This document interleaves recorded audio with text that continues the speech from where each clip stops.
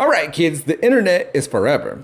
And this fact applies to pictures you posted then tried to delete, the confirmed time it takes for you to run a 5K, and the incriminating information your administration tried to redact but couldn't because they didn't even know how. So I save stuff on my phone as if the internet was going to pass away one day. For sure, it is dying, but that's different. Now, these are a few of my favorite memes. In third grade, this kid got in trouble for saying, "Be free, my," when we released the butterflies. Now, leave it to a black child to recognize that actually, those caterpillars were caged, yet transformed themselves through the renewing of their minds. This student celebrated butterfly liberation while confirming camaraderie and cooperation with them and using such a term of endearment. Although, nothing here says that this wasn't a white baby who used the N-word, so I've also got this I'm Not Racist or Anything guide, a book that black people should be grateful for. And something I've shared before,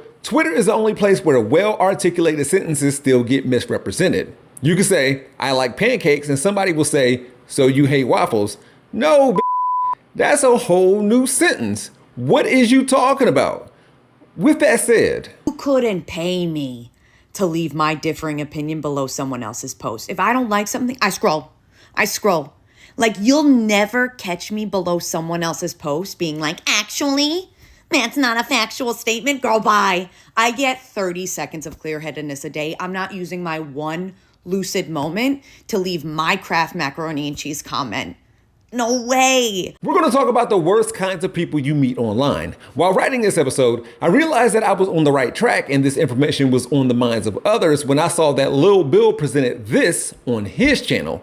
His is more specific. I did my own research, the long commenter, politics is my personality, and the "it's just a prank bros." My list of 4 will be more general. And some of you are out there fighting the good fight. Good for you. God bless. But some of you are in my comments leaving full-fledged thesis statements about something I never gave a shit about to begin with. Can you imagine spending 5 minutes writing a full-fledged paragraph only to be blocked, deleted, and blocked?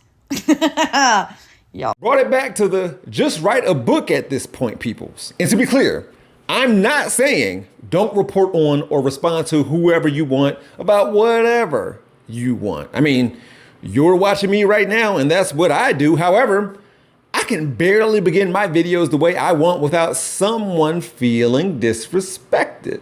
I am saying that in comment sections, you might be arguing with a bot at the very least, or someone who lacks cultural competence, doesn't or won't read, has poor media literacy, or is effectively illiterate. 54% of US adults read below the equivalent of a 6th grade level. And put that on poor education systems in America. The worst people you meet online have to be those that hide who they truly are behind these screens. So I'll hold those up as a mirror to them or as a magnifying glass for you. But the game done changed IRL. You see how easy I found you? It's not cool, right? Yeah, so I'm going to give you the opportunity and apologize, or I'm going to show your wife the grounded account I found. How do you feel about that?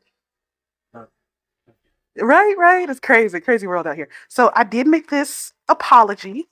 In case, you don't have to. I understand it's hard, but all you have to do is read this nice little apology I wrote. Thank you. Go ahead. We will get back to that later. For now, let's start with Cunningham's law. Cunningham's law says the best way to get the right answer on the internet is not to ask a question, is to post the wrong answer. The concept is named after Ward Cunningham, the inventor of wiki software. According to the law's author, Stephen McGeady, Wikipedia may be the best well-known demonstration of this law. I mean, yeah, somebody had to correct this Charlie Sheen Wikipedia page. It is better that way, though. It's a sad state of affairs when simply asking a question isn't good enough. If someone on the internet wasn't wrong, and again, I know who I am and what I do here, these wannabe fact checkers would never reply or sleep. They're drawn to unwarranted correction, like Stone Cold Steve Austin is to beer, then spilling that beer all over the place. One of the worst kinds of people on social media will be quiet when you get 9 answers right and clown you for missing the 10th one. However, Cunningham's law can be used for your own benefit. Reverse psychology some stuff. Hey, do you want to go somewhere for dinner tonight? Sure, where do you want to go? I don't know, where do you want to go? We could try the Italian place around the corner. You said you wanted to go there before. Yeah, you know what? I was actually thinking, what if we, made dinner here and just, watched the Wicked movie?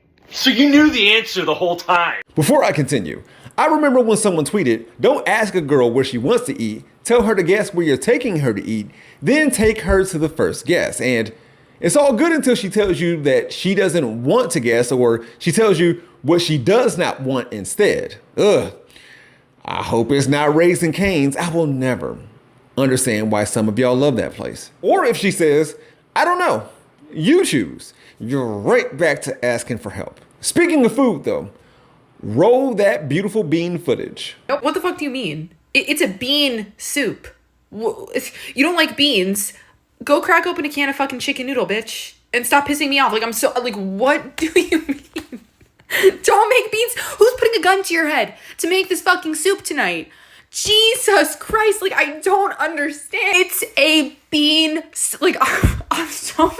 In August of 2023, a creator on TikTok posted a recipe for a high iron soup that needs to be eaten on your period. And oh my gosh, were people in the comments asking if they can eat the soup while not on their period? I didn't check, and I don't want to. Anyways, there were some asking where to buy the best beans. Sure, but others wanted to know if they could replace the main ingredient in bean soup, the bean. This led to the bean soup theory, which was mentioned as the top comment in the video that I opened with.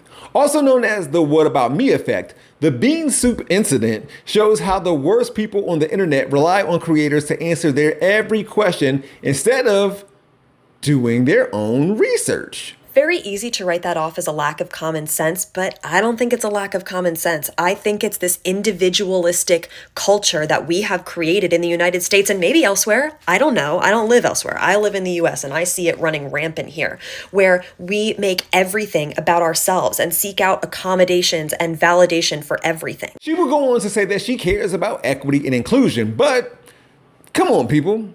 We're talking about beans. And that's another thing, the amount of hedging and prefacing and disclaimers that commentators and correspondents would have to offer in order to try to predict every reaction or to not offend people, it's impossible. Intros would take forever. Along these same lines is, I didn't have eggs, terrible recipe reviews over on Reddit. And it won't be necessary for me to tell you what chefs and cooks were making. I'll just read what the worst people on the internet had to say about failing to follow a recipe. In other words, failing to follow instructions. I would love to try this recipe, but I measure my baking ingredients by cups. If you would consider giving the grams measurements in the Dewey Decimal System, I would appreciate it, and then I would be able to try this recipe because it sounds delicious. That better be satire. We don't really like cauliflower or anything spicy, so did not enjoy this recipe. Did they not know they didn't like that stuff ahead of time? I can't eat donuts, and this is a donut recipe. 2 stars. These are the people telling you that your video is or gives it a thumbs down, yet, crap, is probably opening podcast equipment for Christmas.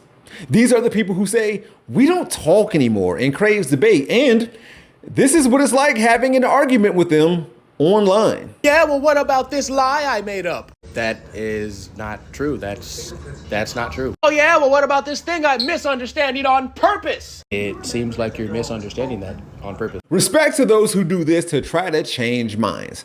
I try to entertain and educate a certain segment of the population, fully aware of the idea that folks who were going to agree with me prior to the video starting will do so at the end, and the ones that disagree with me will do so while only watching long enough to type victim in my comment section before exiting the video. Trying to convince them of anything will be a huge waste of time. For example, sometime around Thanksgiving, I wanted to talk about how middle America's women stay at home, domesticated servant, traditional housewife doing the cleaning and cooking role being propped up by the Caroline Levitts and Rachel Wilsons of the world Two women who have careers isn't really what they want for themselves or want to do, but I didn't. And I was going to base that opinion of mine on the food they make for their families. What I look like showing them their own entrees. No cheese on that mac, no butter basting on that bird. Talk about tradition and heritage. Their European ancestors fought for and killed for seasoning. And no amount of pepper will ever be added on any turkey day in their future. No black in there whatsoever. Literally and figuratively. Now, can you imagine if I spent 42 seconds of my life on something like that then or now? Not me. And they'd probably hit me with a triggered much and get 500,000 likes. And here we go. I hope you're hungry for nothing. I'm not the don't give them time and attention, that's what they want type. Especially when it comes to Nazism or fascism. Call out, oppose, and expose that and them whenever possible.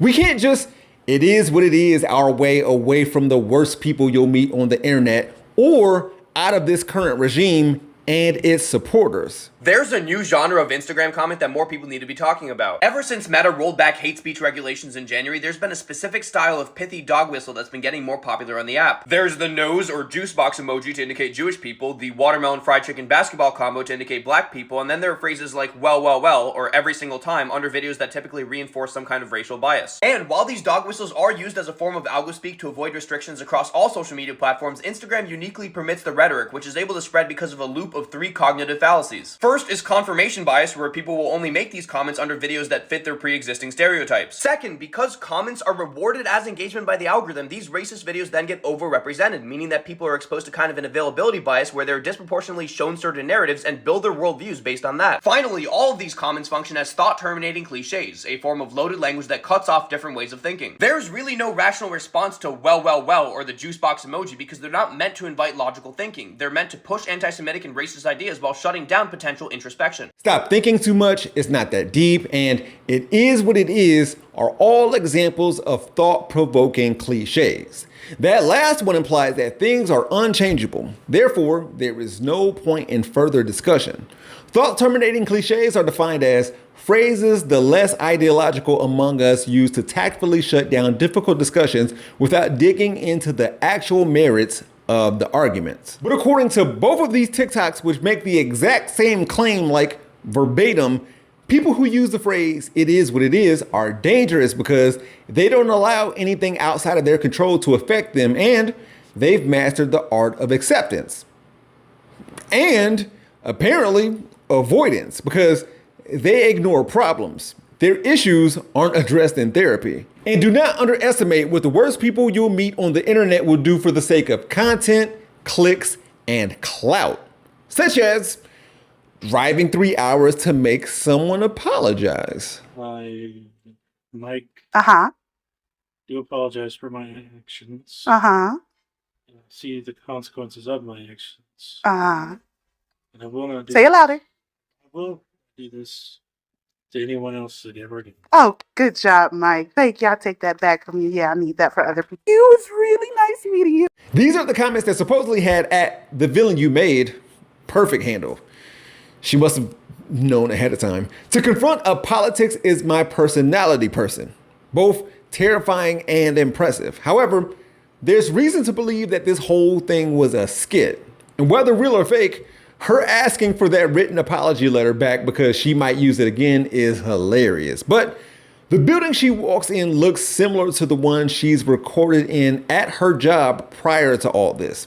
And she calls that Mike dude John by accident. Yeah, well, John, you don't know me. I don't know you. His voice sounds like a co-worker's from her previous TikToks. You should know that her page has been set to private for a few weeks now. I can imagine that all the attention she's been getting lately could lead her to do that.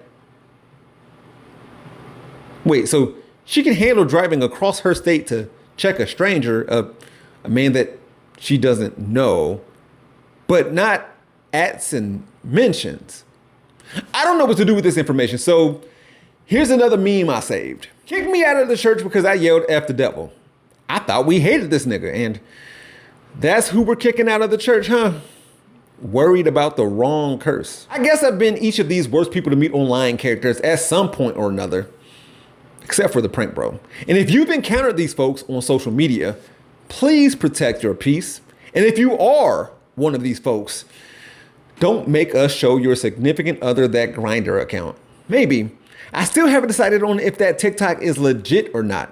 Stay alert. Keep this info about the worst people you meet online in mind and remain aware, but you don't have to take any nonsense with us into 2026. Be free, my niggas. Happy New Year. We gonna be all right.